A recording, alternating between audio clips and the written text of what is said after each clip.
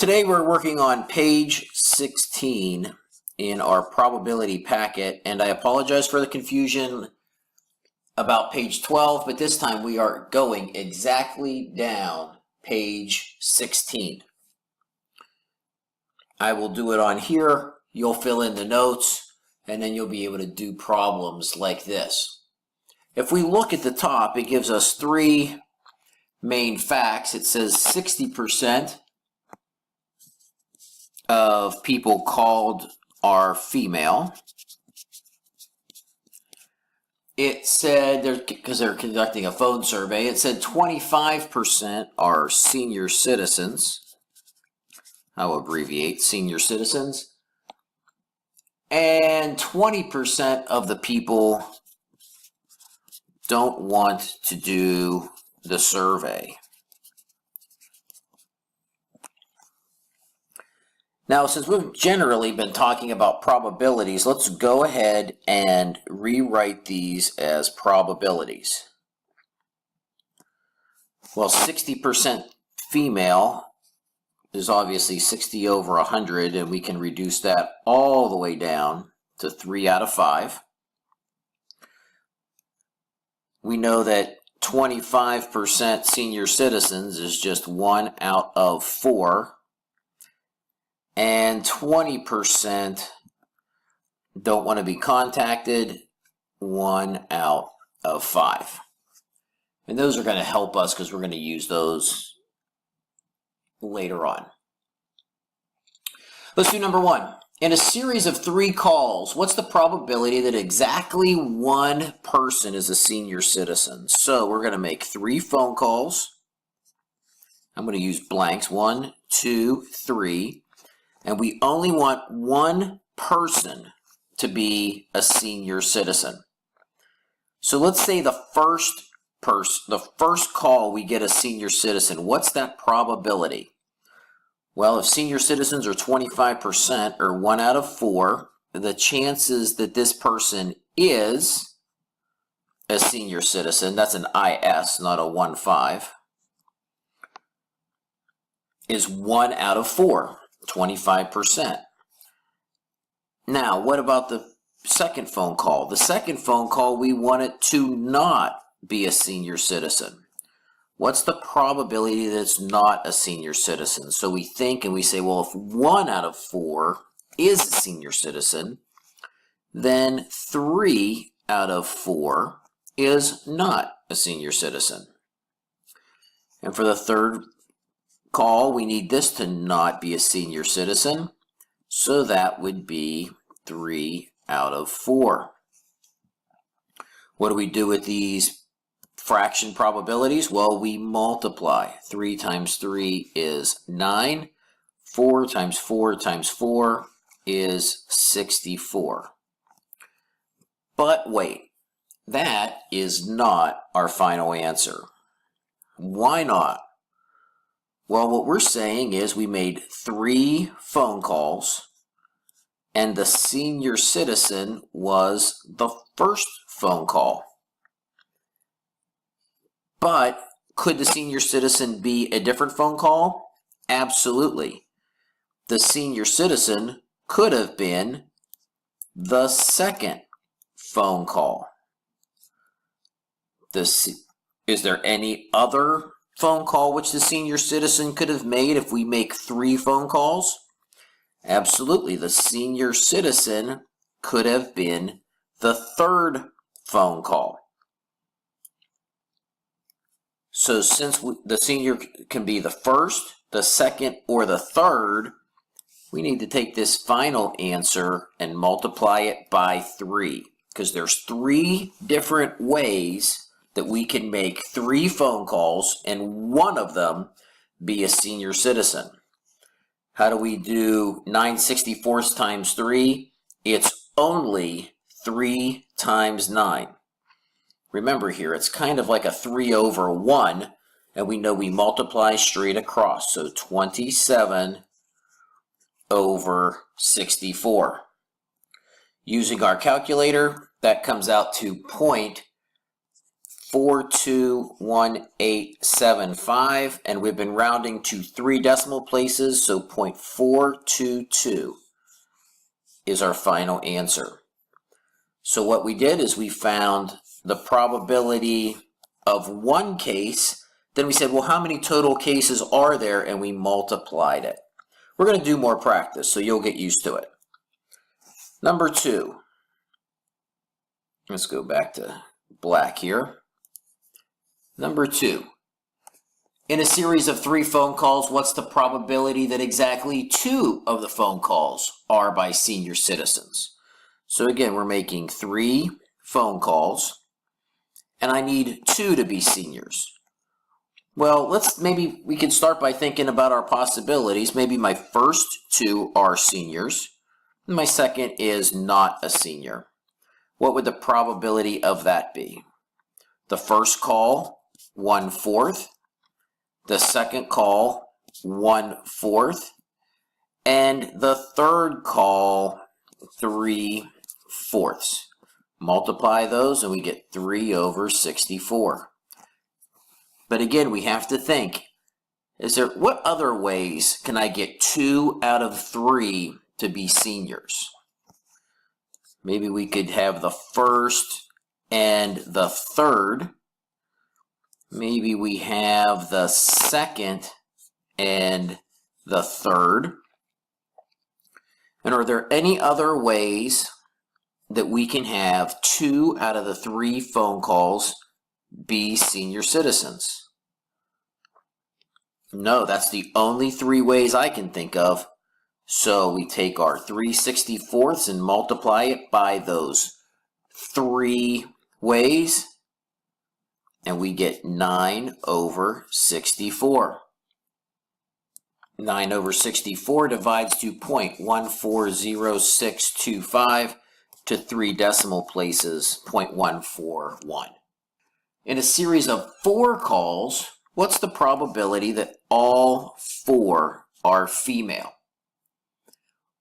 We said at the beginning, female is 60%. So the first female, 3/5, the second female, 3/5, the third female, 3/5, the fourth female, 3/5. Multiply those together. 3 times 3, 9 times 9, 27, times 3, 81. 5 times 5, 25, 125, and 625. Now again, this is female, female, female, female. And is that the only way to get 4 females in 4 phone calls? Absolutely. So we don't need to multiply our fraction by any other numbers because there's only one way you can get 4 out of 4. When we divide 81 by 625, we get 0.1296, and this is an excellent rounding review. If I say round to 3 decimal places, 3 decimal places is the 9. The 6 tells me to round up, but 9 goes to a 0. That means the 2 has to go to a 3. So that would be our answer, rounded to 3 decimal places, 0.13. In a series of 10 calls, what's the probability that all respondents participated in the poll? All right, so they try to trick you because they say 20% do not respond or participate. So if number 4 is asking us about who does respond, well, that must be 80% does respond. 80% we know is 8 out of 10 or 4 out of 5. But they're asking 10 phone calls. So what do I have to do with this 4 out of 5? Well, I need 10 of them. 1, 2, 3, 4, 5, 6, 7, 8, 9, 10. Oh, what a pain to write 4 out over 5 10 times. Mr. Repka, there has to be a faster way. Absolutely. What if we wrote 4 to the 5th to the 10th? That's certainly shorter to write, but how do we do that? I mean, we still need to get an actual answer. Let me show you. The first thing you want to do is say, well, we know 4/5 is 0.8. And then in your calculator, you're going to type 0.8, the little caret, which makes an exponent, and 10. And then hit enter. And when you round that, you should get 0.107. If you have questions about this and how to get the answer on the calculator, stop me so I can be sure to explain it to you. In a series of 5 calls, what's the probability that one or only one of the respondents are female? So we have 5 calls, and let's go ahead and just make the first one female in this case. What's the probability of this happening? Well, we said 60%, or 3 out of 5 of the people who answer are female. So that means we have male, male, male, male. What's the probability of the second caller or person being a male? 2 out of 5. Third caller, 2 out of 5. Fourth caller, 2 out of 5. Fifth caller, 2 out of 5.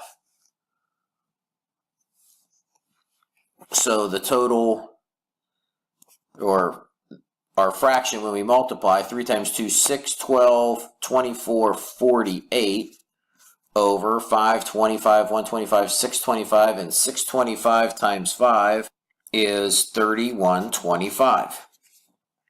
All right, so that's our fraction for this first case. 5 calls, the first call is to a female.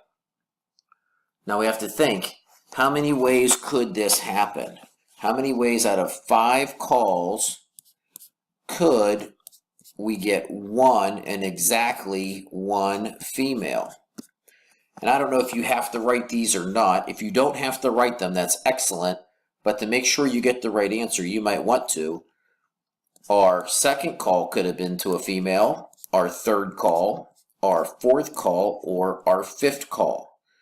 That looks like 5 total ways it could have happened. So now we take 48 times 5, 240, and our 3125 stays the same.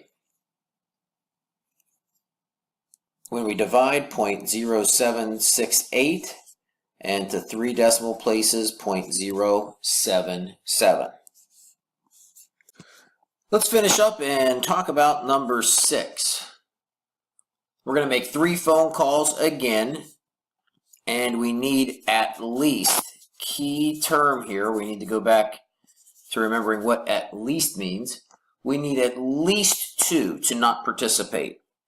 Let's think what that would look like. So our 3 calls, and we need 2 no's, at least 2 no's. So how many ways could that happen? Well, maybe my first 2 calls are no. That's another way it could happen. How about our first and third calls are no's? Are there any other ways that at least 2 calls could be no's? And hopefully you have to be able to think of these. The last 2 could be no's. All right, so the first 2 are no's, first and third are no's, or the last 2 are no's. Are there any other ways that at least 2 calls could be no's? Yes, there is. At least 2, which means we could have all 3 be no's. So how are we going to calculate these? Well, this is actually 2 different fractions.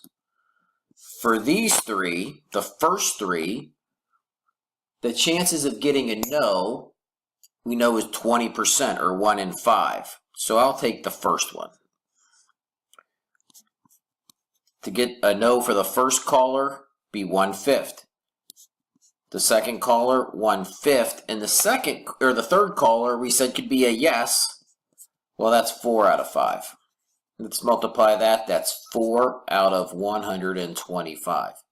and that's to get 2 no's. How many 2 no situations do we have? 1, 2, 3. So we multiply the 4 over 125 by 3 to get 12 over 125. That's our probability of getting 2 no's out of 3 calls.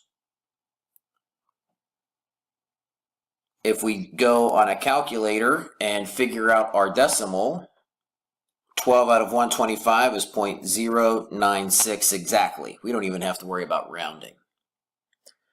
So that took care of the first 3 situations. What about the 4th situation? Well, this probability is different because now we have all 3 no's. So we have a 1/5, a 1/5, and a 1/5. That's 1 out of 125. And that is 0.008. So if we take our green, all of the 2 call probabilities, and our red, when we have 3 no calls, how would we figure out our total?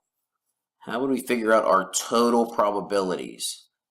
We would add these 2 together for a total probability of 0.104 that we get at least 2 no's out of 3 phone calls.